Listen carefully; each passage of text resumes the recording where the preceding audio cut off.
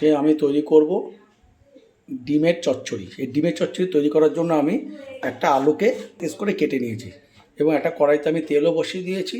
তেল গরম হয়ে গেছে, এখন আমি সেই তেলের ভিতরে গরম তেলের ভিতরে করে আলু কেটে রাখা আলুগুলোকে আমি এখন ভেজে নেব।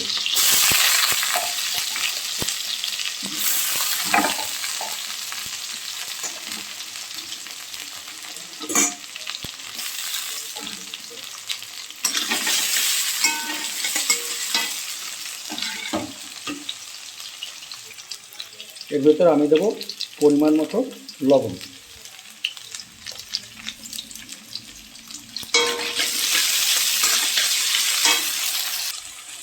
আর দেবো পরিমাণ মতন হলুদ। আমি এখন এই আলুগুলোকে হালকা লাল করে ভেজে নেব।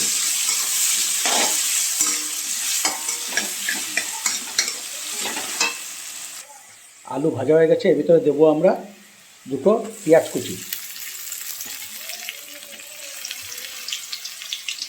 আর দেবো দুটো টমেটো কুচি।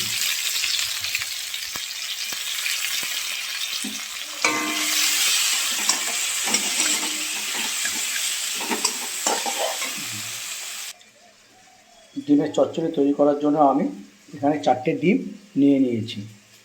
এই 4টে ডিমকে আমি কড়াইয়ের ভিতরে ফাটিয়ে দেবো। আমাদের আলু টমেটো ভাজা হয়ে গেছে, এখন আমরা এর ভিতরে দেব আদা রসুন কাঁচা লঙ্কা পেস্ট।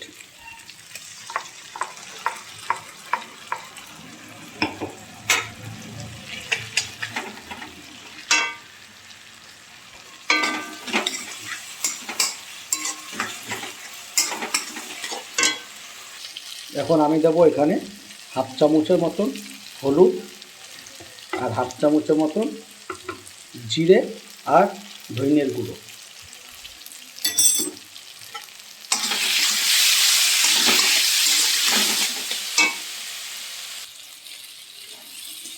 আর দেবো পরিমাণ মতন লবণ। আর ভালো করে আমরা মশলাটাকে আলু আর টমেটোর সাথে কষিয়ে নেব।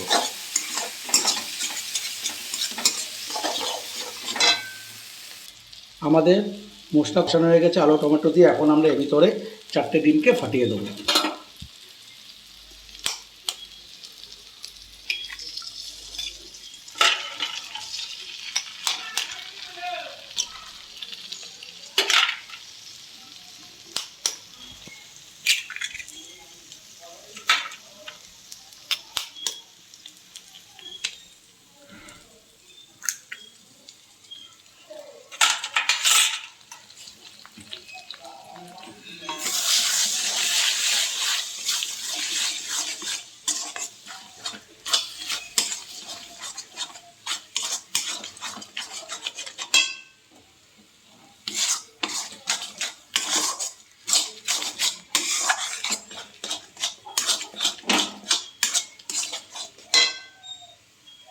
ডিমটা ভাজা হয়ে গেছে, আমরা এখন এর ভিতরে দেব সামান্য পরিমাণে জল।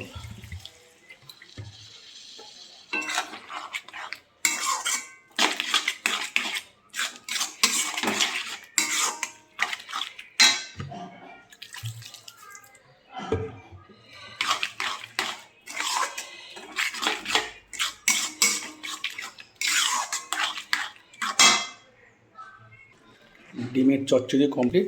আমরা এর ভিতরে দিয়ে দেবো সামান্য পরিমাণে মেথি পাতা দিয়ে আমরা এখন কিছুক্ষণ জন্য ঢাকা দিয়ে রাখবো।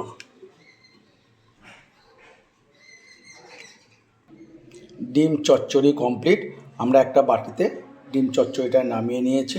আপনাদের যদি আমাদের রেসিপিটা ভালো লাগে আপনারা অবশ্যই লাইক কমেন্ট এবং সাবস্ক্রাইব করবেন, শেয়ার করতে ভুলবেন না। আপনারা একটু বানিয়ে দেখুন, তারপর আমাকে একটু কমেন্টসে জানান।